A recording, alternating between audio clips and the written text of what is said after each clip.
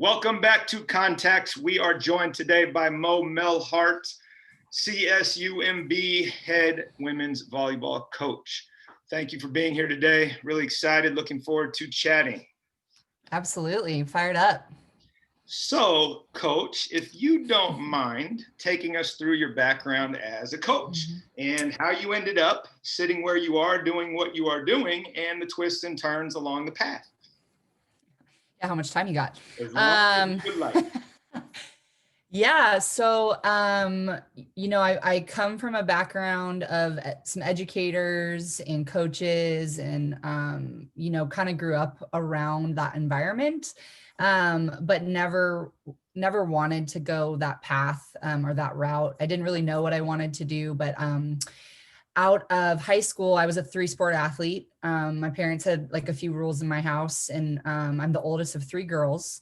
And, it was be home on time, do your chores. And if you're going to play sports, you play 3. And Love that it. was just, That's the rule yeah. of life. Oh, love it. Absolutely. Absolutely. So playing, multiple sports, and I was actually a basketball player, basketball, soccer, and track and softball for a long time. And so I got to high school, and my mom said, you need a fall sport, because I grew up in Colorado, and that's where I went through middle school and high school. And fall sports in Colorado were volleyball or cross country. And I was like, look, I run way too much in basketball, so I'm not about to go run cross country and have to run more. So tried out for volleyball, never played. I made varsity as a freshman. My parents thought that the coach made a mistake, like went in and verified like the list that I was on varsity. It was very embarrassing, but I was equally as shocked. So volleyball started really late for me. Went through the club scene, had a great club career. I was still playing basketball, but I was exposed to a lot of different coaches, a lot of different coaching styles. And that, I think, always stuck with me, of just how playing multiple sports and the difference of those sports kind of showed me the difference in coaches and coaching styles. And I don't think I really appreciated that until I became one. So fast forward, decided senior year to play basketball or volleyball in college, went with volleyball, mostly because of my mom. She really wanted me home for Christmas, and she knew that if I played basketball, I would not be home for Christmas. And so I went with it. I mean, there were obviously other things, other factors, but that definitely, I always remember that. And so I actually went my freshman year, I signed with the University of Central Florida out in Orlando, and went out there, started as a freshman, really enjoyed my team. I really enjoyed my coaches. But about halfway through that season, I just realized I'm not an East Coaster. I'm not, like, Florida and me are just not a good fit. And so made the decision to transfer, ended up playing and finishing my career at Washington State, where I graduated from. It was the Pac-10 when I played, so I'm dating myself a little bit. But I ended up at Washington State. I graduated with my degree in English and then a degree in education. And when I finished, I got a call actually from the former head coach at CSUMB, Jody Gary, to come down and be her assistant here at CSUMB in 2009. I thought, why not try this coaching thing? Let's give it a whirl. I came down, I coached one season. It was a really big eye-opening lesson for me that I was too connected to the sport as a player still, that I couldn't coach. And coming from the Pac-10, the elite of the elite in volleyball at the time, to coming to Division II, which I knew nothing about Division II. I appreciate it so much more now than I did then, but I didn't understand a lot of the mindset. So I went back, I started teaching, coaching high school volleyball, coaching high school track, had a great career as a teacher. And then I got a call from Jody about 5 years later saying, I'm retiring. Would you be interested in coming back and possibly taking over the program? And at that point I said, yeah, I think I'm ready. Let's give it a try. Convinced my husband, who had never lived anywhere other than the Northwest, to move to California.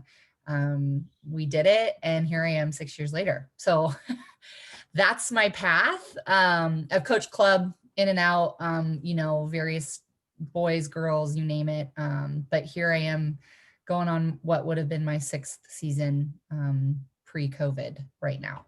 Yeah.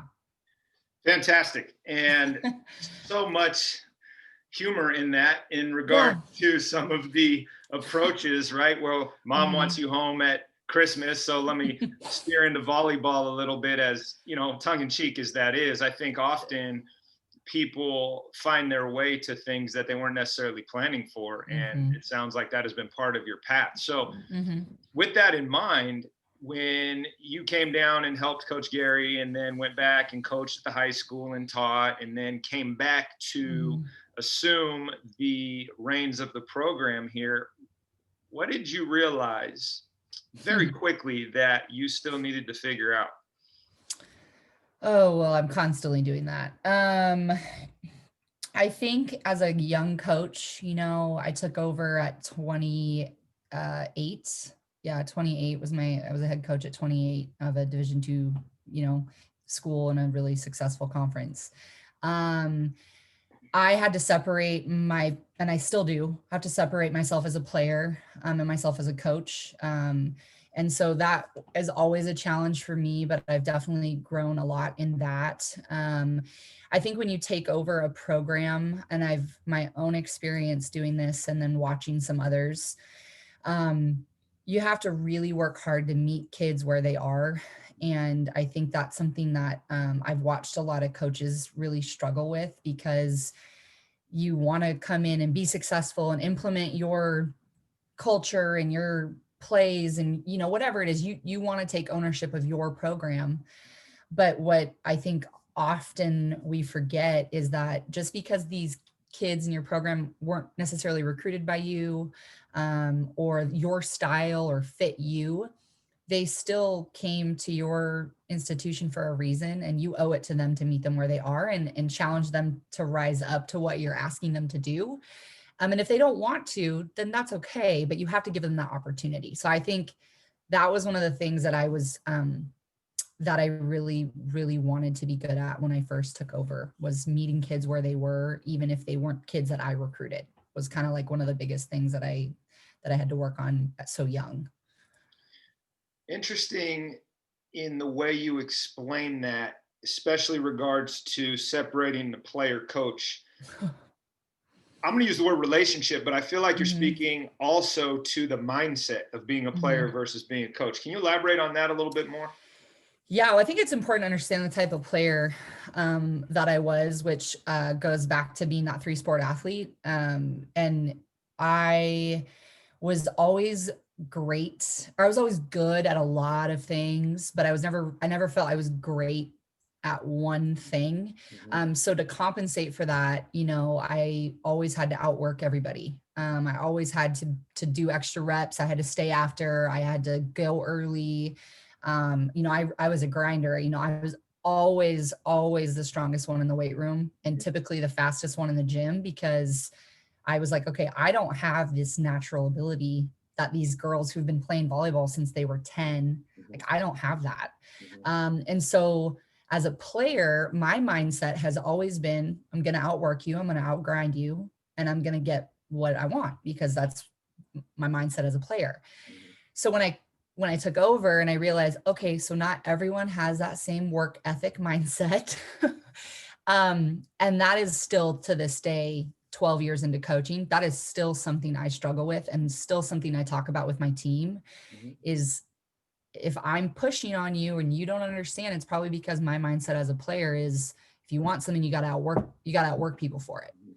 And that, I think, is not something that is as common as it was when I was in high school and college. And I think that's the toughest thing for me to separate, that not everybody has the same work ethic, but they do have other traits that are just as valuable on this team. And I need to honor that and find ways to utilize that for the greater good, Absolutely. And I would imagine that most of us run into that in some capacity, where our own personality gets in the way of seeing people and meeting them where you are, in your words, until we can peel back the layer of our own baggage and identify how we see the world Right. and try to be empathetic to how these others may see the world and Mhm. try to meet them where they are. When you were assisting Jody Mhm. and then you left and you came back, different role, you moved over however many inches in volleyball, assuming it's like basketball, so 18 inches, the seat to the right or left. What would you say were the most important things that you had to focus on transitioning from assistant to head coach that maybe you hadn't thought of before you got there? You know, Jody and I had, Jody was one of my assistant coaches at Washington State, which is the connection. So I have a long relationship with Jody and the whole Gary family. And I think one of the hardest things that I had to learn, I think both of us, if she was here, she'd probably say the same thing, had to learn was that um, I really I really appreciate and needed her advice and her guidance and her wisdom, but when I became the head coach, I had to separate for a while so that I could um kind of create my own identity as a head coach and not rely on her as a head coach or what she did. I had to take things I learned from her. I had to create new things. So we had to separate a little bit in that, and I couldn't go to her with these issues. I needed to figure out or fail on my own. And that I think was hard on her because she just wants the best for me, and for me to not be going to her all the time, I think was difficult, as someone that I've seen as a mentor for a long time. Um, and also hard for me because I did feel lost a lot, a lot. Mm-hmm. But I had to feel lost to be able to grow. I mean, that's just, I think, something that everybody needs to go through. Mm-hmm. When you mention identity and growing your own, let's call it program and culture, Mhm, and mhm, separating from what you were part of before, not in a bad way, but just so you mhm, can have the mhm, space to really lean into your own personality and the way in which you needed to do things over time, right? So you're going into year 6 this year mhm. of our maybe we'll play, maybe we won't season, but you're now in year 6 of being the program lead. What would you say, as part of that evolution, is the best thing you do in your program that has the largest ripple effect on your culture? Yeah, I think it's two prong really.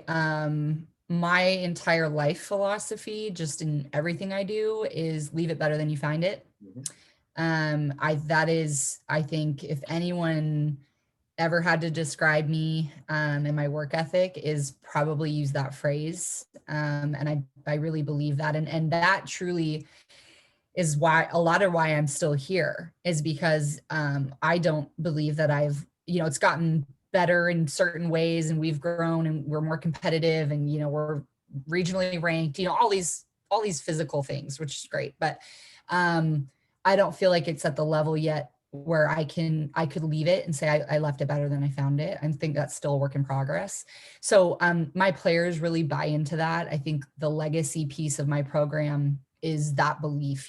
My alumni truly, truly believe that when they left, regardless of the season that they had, their experience in regards to playing time or injury, I really believe that they feel that they've left CSUMB volleyball better than they found it in their own way, and they've left their fingerprint on it. And that is truly my goal. And with that, the other part of this prong is we have 4 core values in our program, and one of them is ownership. And I firmly believe that I want this program to be player centered. I would The best coaching I've ever done is when I didn't have to get off the bench. I think any coach would say that, right? Because they've got the culture, the leadership, and the players that can run it. Mm-hmm. And I also think that goes along with saying, when I'm not in the gym, are they holding themselves to the same standard if I was in the gym? Mm-hmm.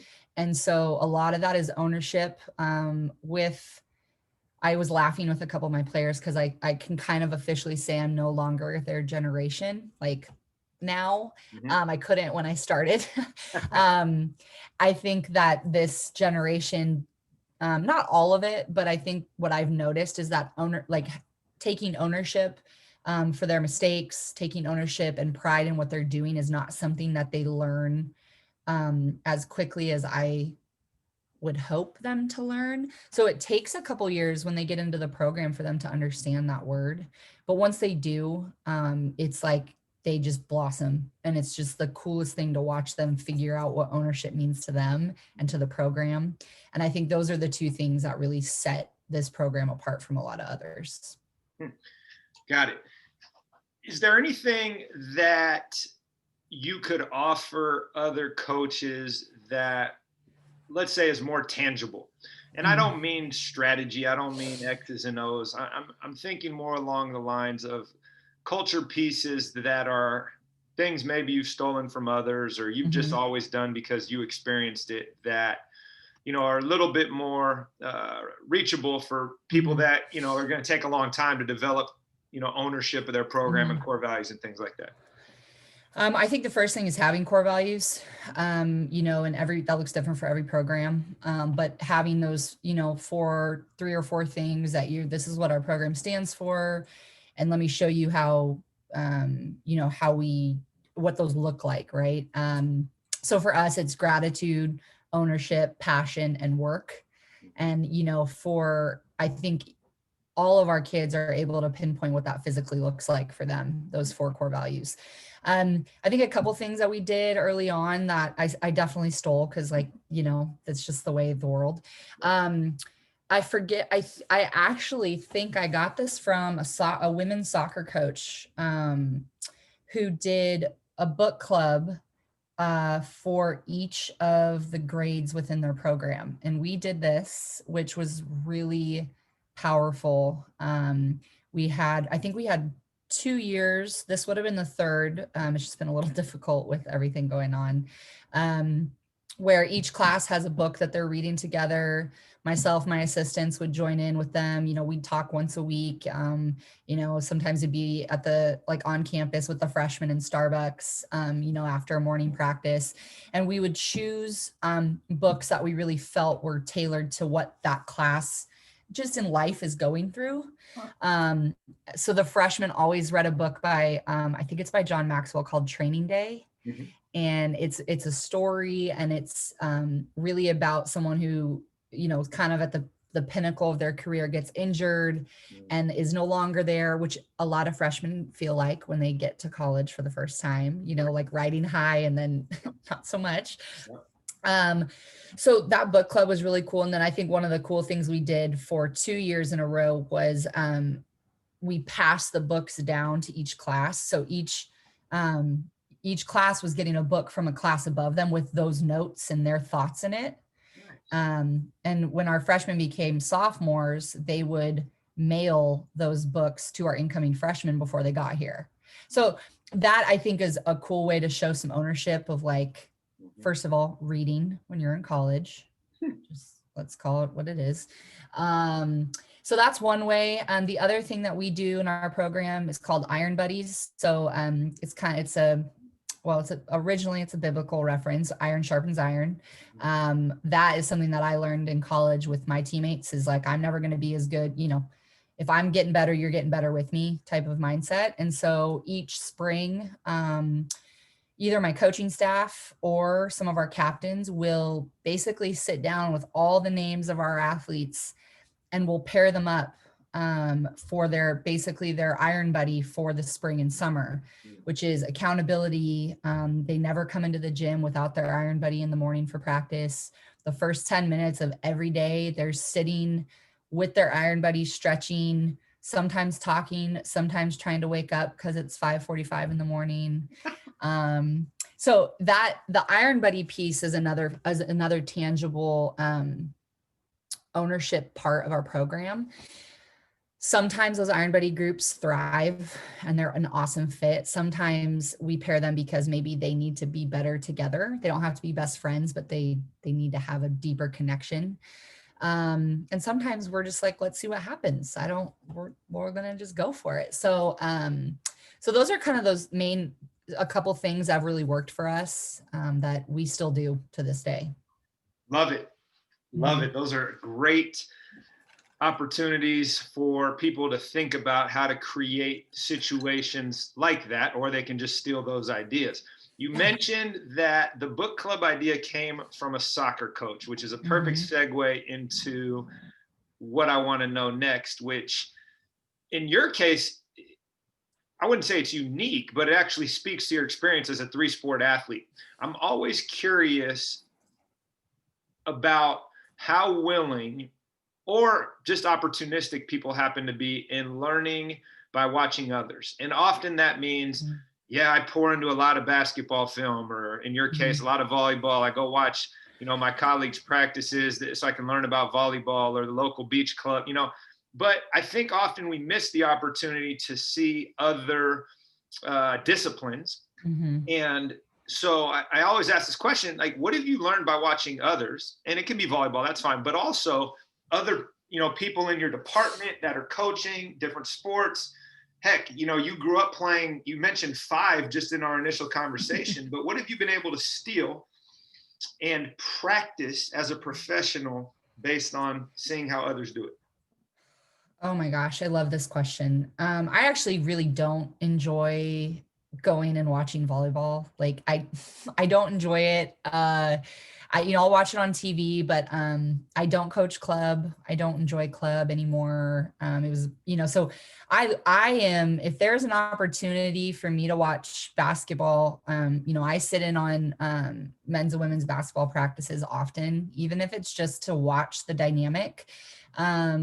And that's easy and accessible because we share a facility, right? So we were talking earlier about Isaac, our men's basketball coach, and I've only known him for a few years, but one of the things I really have observed from him is just his demeanor, and he's kind of a savant in how he sees basketball. I don't know X's and O's in basketball. I mean, I was like, hey Mo, go in, rebound, as hard as you can, and make sure that the best player doesn't score. Okay. That was my basketball experience. So I feel like I've learned a lot from him when he watches the game, and he challenges me often. I think the first week he was on campus, he asked me a question about one of my practices, and I was kind of thrown off, like, I never thought of that. So, um, I think that's really a good thing for coaches, is to watch other coaches in a sport that they don't coach, because I know if I go and watch basketball or go and watch volleyball coaches, I will sometimes compare myself, like, oh, maybe I should be doing that, or maybe that's how I should be teaching that. And although there's some truth, you can always learn how to instruct better or that, but in the same, I'm too competitive to not compare myself. Another couple coaches that I really have learned to watch from is Walt White, our baseball coach. I'm constantly picking his brain about stuff. Emily Schmidt, our water polo coach, her and I are kind of in the same path as far as being here, and kind of took over around the same time. So her and I talk a lot just about coaching young women, and how you get them to compete and care for them. And that's like a whole nother topic. But so I do think that that's important. And the last thing I'll say about that is, my dad was a Division I football player. My mom was a Division I gymnast. So I learned a lot about the value of a team from my dad, and the importance of teams. And, my dad was a lineman, so he didn't have a very glamorous job. And so you just I learned the grunt work. You respect your coaches, you respect the process. And then my mom, being a gymnast, was, if you don't do the work, you're the only one you have to blame. So I think having those perspectives is also unique for my coaching experience too. So, because you brought this up, I'm going to pull at this thread Yeah. in regards to coaching young women. Well, it wasn't last episode because I don't know when this one's going to run, but we had Amiria Salzman on from Sonoma State, who talked specifically about the challenges in this area and how she has addressed it. What have you found to be most successful in coaching young women? Um, I think that I have an advantage because I coach a female sport and I was a female athlete. I think that's one thing that my male colleagues can't.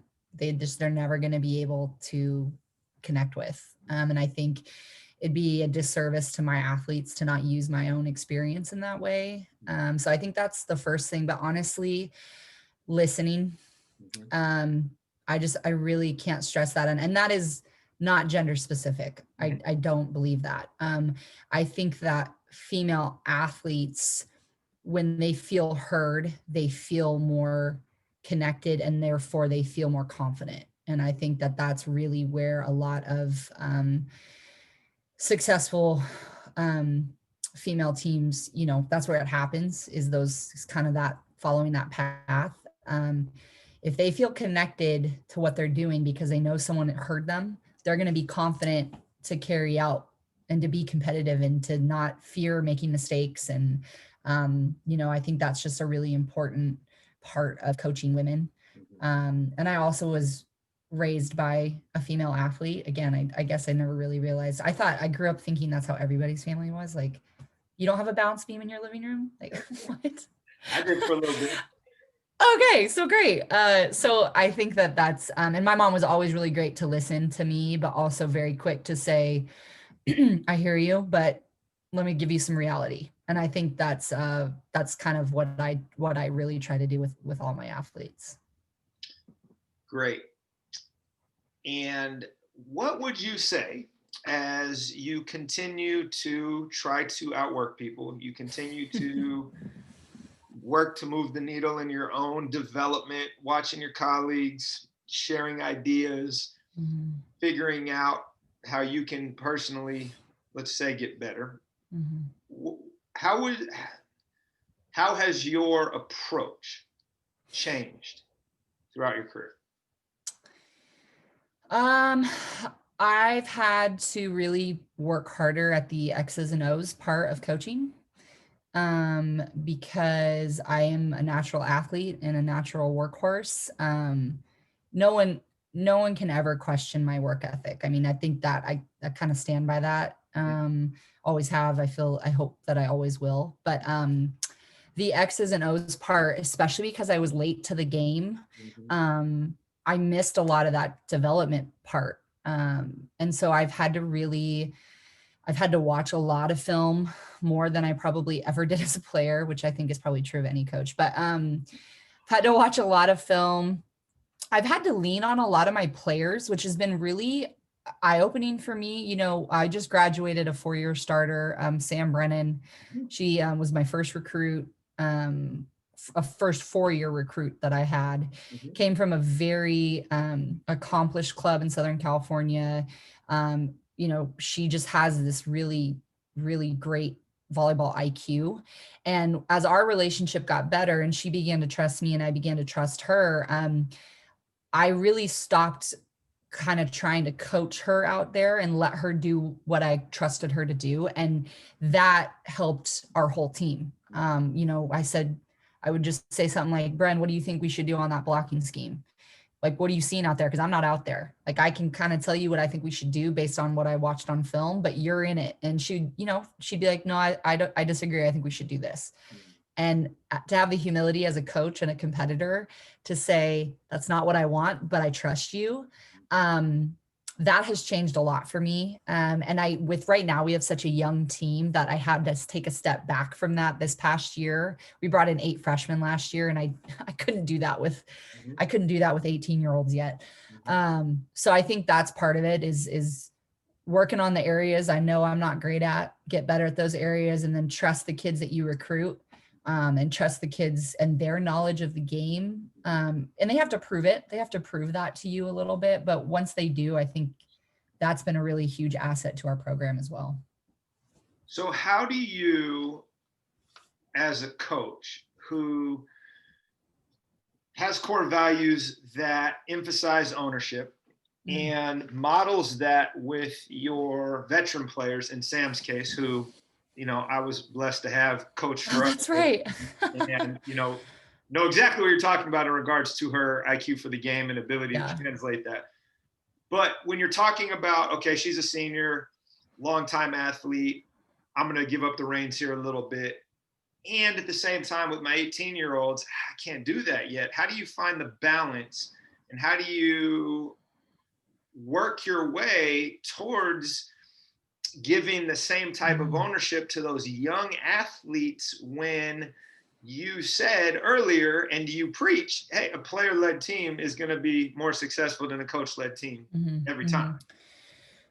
I think one of it is modeling the communication that I have with some of those veterans in front of the freshmen and the transfers, is if I call, well, I'll stay with the middles because we're talking about Sam, if I call the middles over to talk to me on the sideline, and I say, Bren, what do you think? And to have my freshman middle who's out there hear how she's talking to me and hear how I respond. And let's face it, it's not always great, right? And it's the heat of the moment, and I might be an idiot sometimes. I mean, let's just call a spade a spade. But so I think having them see that relationship, and then I also think watching how when mistakes do happen, how I react to my veterans, and being consistent with how I react to my freshmen or my transfers when they do those kinds of things. So, and I also, we challenge our position groups a lot. They're in position groups often in trainings. We talk to them as a whole. We set a standard for the entire group, regardless of your age or your experience. And I think I've watched and I've heard my freshmen and now sophomores really bring up some of my alumni, like, oh, when I saw Sam do this, that's something that I want to keep doing. So I think it's just modeling that behavior, and knowing that you're not always gonna be perfect in it, but just apologizing when you're not. Well, I just find it interesting because, you started off by saying my approach has changed because I had to evolve from a strategic and X's and O's standpoint, because the game, for all intents and purposes, came relatively easy to you as an athlete. And what it evolved to, as you described it, was, well, actually, and I started giving a little bit more, I wouldn't call it permission, but space to my athletes to be themselves and taking a step back, so it's a yes and, right? I had to be better at strategy and I had to be better at personality management, which I think is what we all learn the longer we go along in this is, we want to be, let's call it control freaks early. And we realize that can only take you so far. And what's the right balance of that approach with giving as much space as possible to let the athletes fail and grow from that lesson. If you were able to go back in time and give yourself some advice, either as the fresh out of school assistant coach or the replacement head coach, what would you invite yourself to consider? Forgiveness is a super powerful thing. And I think, I don't think that coaches are told and taught that very often. I have made so many mistakes as a coach. And I think early on, I tried my best to compensate for those, to act like they didn't happen. I don't typically play the blame game. Just I never really have. So I don't think it's something like I was blaming other people for this or that. I don't think that was me. But the arrogance, I think arrogance has always been something that it's a fine line for me of confidence and arrogance. And I pride myself on trying to flirt with that line just in life. But when you are young and you are trying to create a program and you're just trying so hard to make it something, you drift to that arrogant side and you screw up. And if you're not willing to say, I made a mistake, I'm sorry, guys, and show action to like grow from that, your athletes are never going to do that. And I think that's something that in the last especially last season with such a young team and coming off the year before with the best team in school history. I made a lot of mistakes as a coach last year. And having the humility to ask for forgiveness and the willingness to make changes, I think is something I wish I would have told my younger self. That you can be vulnerable and not be weak in front of your team. And I think that's something I wish I would have known. Yes. And I would say that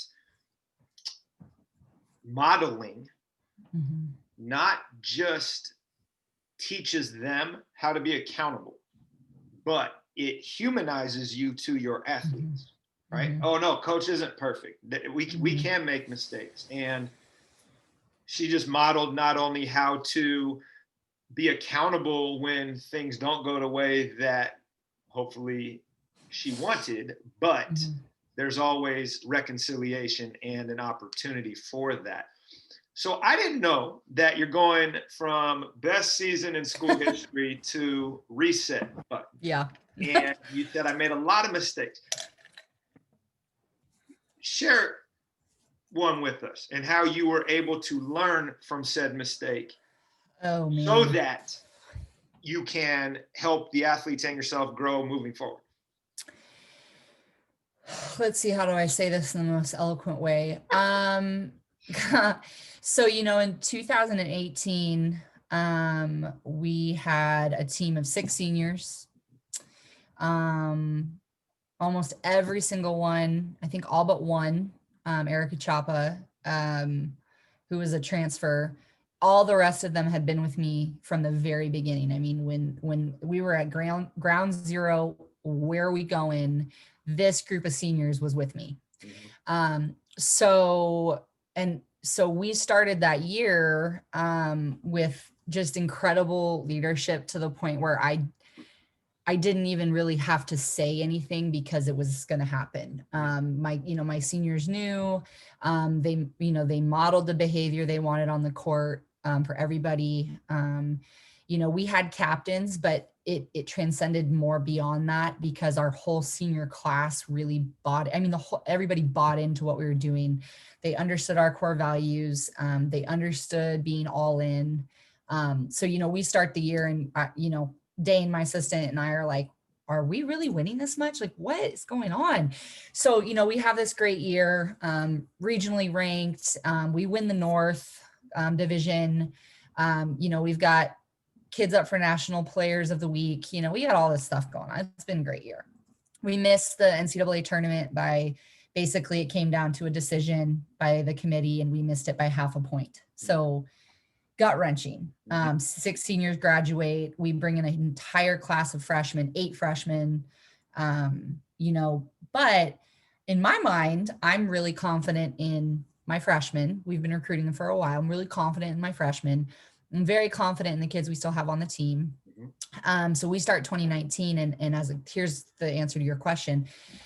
I assumed that my new team understood our values and being all in because we had kids who had been on that team the previous year. That was not the case. And being a fall sport, you don't have time to develop that. A lot of our development as a program comes in the spring season when we're grinding and we're doing the work. So I didn't take the time to get to know my freshmen in a way that was meaningful. I didn't do a very good job helping our newly appointed captains who were all, Sam Brennan was one, and then we had 2 juniors. I did not do a good job helping them navigate because they really got their hand held the year before by these 6 seniors, right? And so I did not do a great job facilitating leadership development with them. And then I think the last part of it is I was too emotionally attached to what wasn't happening based on what had happened. You were wrapping up what you were saying about how you didn't spend as much time teaching the culture right that you needed to. I didn't. I just assumed that this is year 5, the culture is established, it's set. The thing about culture is that if you're not going to work at it every day, it's an everyday thing. It's not did an athlete learn a skill? move on to the next. And I think that was a huge wake up call for me about this time last year. I went, you need to get it together. Well, I think you nail it on the head there by highlighting you have to fight for your culture every day. And I think when you have success, you forget often what went into that. And that regardless of how many returners you have, let's say you return 8 of 12, you still need to revisit what the core values are and the foundations and how you work at those. And that's hard to remember sometimes, especially when things are rolling. Yeah. One last question that, again, may be unique to you, but I'll be curious what you have to say on this. As a multi-sport athlete yourself, which is becoming more of a rarity, unfortunately. So sad. What, let's say, advice or what thoughts do you have on the value of that, especially as a college coach recruiting to a very specialized skill set, usually, that would, let's say, advance or go counter to the notion of, look, playing multiple sports is much more beneficial than being a single sport athlete in the big picture of the world? I'm looking at my whiteboard right now because I was curious how many of my current athletes were multi-sport athletes. And I would say I have 18 on my roster, and I would say I have 12 that were at least dual sport athletes, which I think is very rare. Today, it used to be the norm. Yeah, totally. And what sucks is that it's not, and I'm not trying to place blame on club sports, but that's really a lot of the driving force for why kids aren't multi-sport athletes, is because they feel they have to specialize. They feel they need to get this extra coaching, this extra time.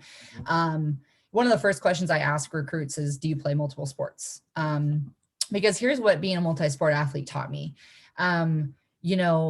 Soccer, when I was playing soccer, I mean, that taught me spacing and that I can't just be in one place at one time, and I need to make myself useful, and I need to make sure that I'm not just like out here, standing around. Softballs like taught me I always have to be on the lookout. Eyes always have to be open, right?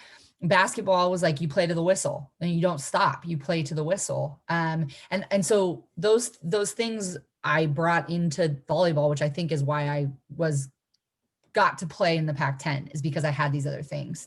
The other thing it taught me is how to play with different personalities, because each sport kind of carries its own type of player. And if you've only ever played volleyball, you really only know how volleyball players think. And I learned a lot from teammates of other sports. And I think that that's allowed me to communicate with my teammates in such a unique way, because I'd had practice communicating in different ways with different people. And, I was a captain from when I got to Washington State. I was like named captain. I'm like, I don't know any of these people, but a lot of it was because I was able to communicate with so many different people. And so I think that was probably one of the biggest takeaways. And I mean, I was always in shape because like 3 sports, you just gotta always be ready.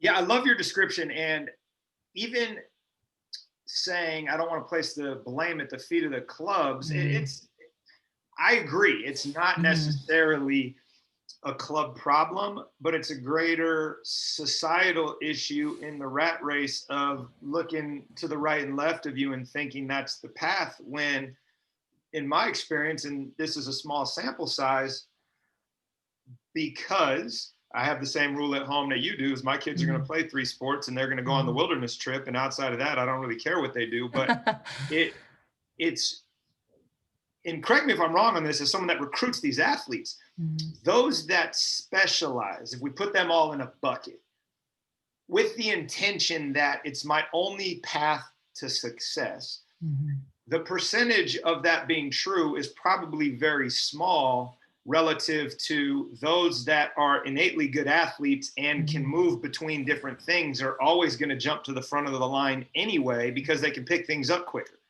And I don't know if that makes sense, but it's how I've kind of experienced it. And so, yeah, maybe you dive in early and you spend all your time playing club X.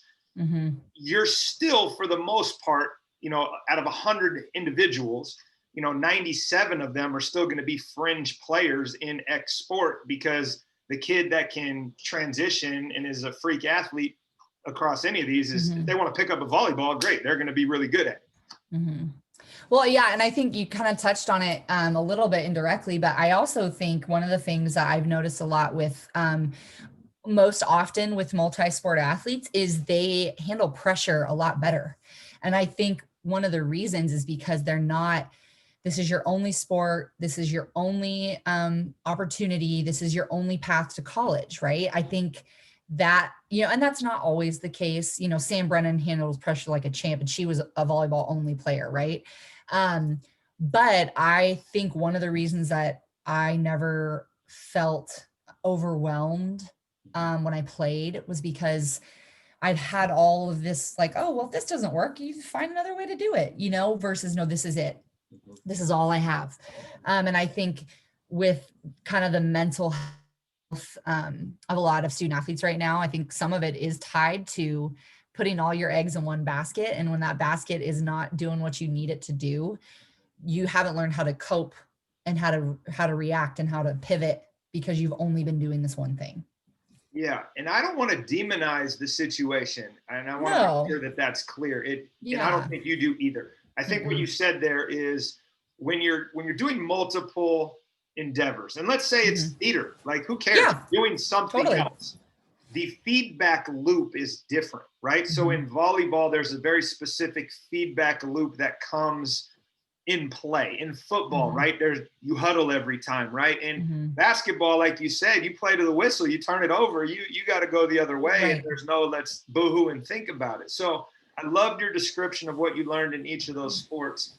And again, there are individuals that are single sport athletes that are extremely successful, and that's fantastic. But for the general population, I often think, even as a coach, when I was a younger coach and I wanted my guys to play basketball year round and they wanted to go do X, Y, and Z, it was like, well, you're going to miss this. And what I found is, we may not be able to get as cute or as intricate systems wise because I haven't had them enough. It's like having, I'm just going to say, better athletes, because they can do multiple things, allows you a different type of flexibility from a scheme standpoint that you just don't get when all you do is basketball.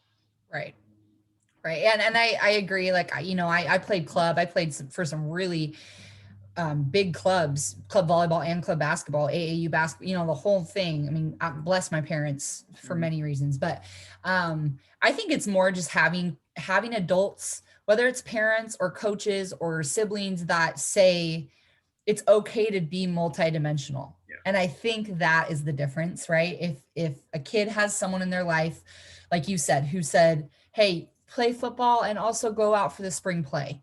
Like, that's awesome. You're not going to miss out on anything. I think just having people like that in your corner as a young, impressionable kid pays dividends when you get to the next level in anything, Well, especially professionally, right? Because you mentioned it. Who would have planned on the 2020 we're having and the shifts in day-to-day responsibility, and the more opportunity that you have for failure growing up, for feedback growing up, for different personalities and roles, and how you fit in the big picture of the chessboard of life. Athletics obviously plays into that, but also the opportunity to do and be with different groups. So I love that. Really pumped that as you break down your roster, there's that many, because I would say for the most part, that seems to be an outlier in today's age. Yeah, for sure.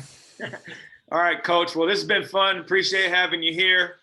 Looking forward to seeing the team probably back up on our campus when we resume. Absolutely. And stay safe. Thanks, you too.